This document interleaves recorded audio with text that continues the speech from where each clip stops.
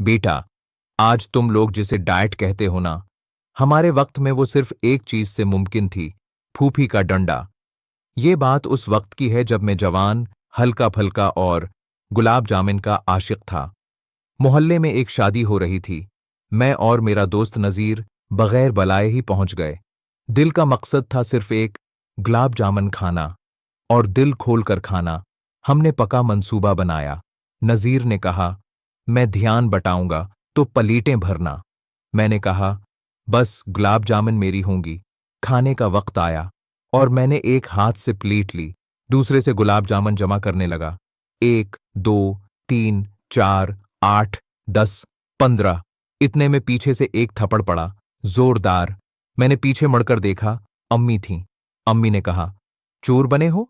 ये शादी है या दुकान? और नजीर? वो तो दौड़ से हाथ हिला के हंस रहा था। उसी दिन अम्मी ने मेरी डाइटिंग शुरू कर दी।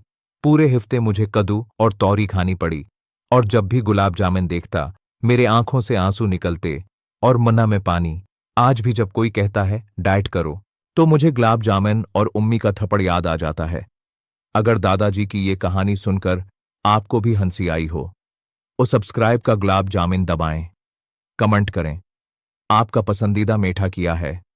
अगली दादाजी की कहानी तक हंसते रहिए, मुस्कुराते रहिए।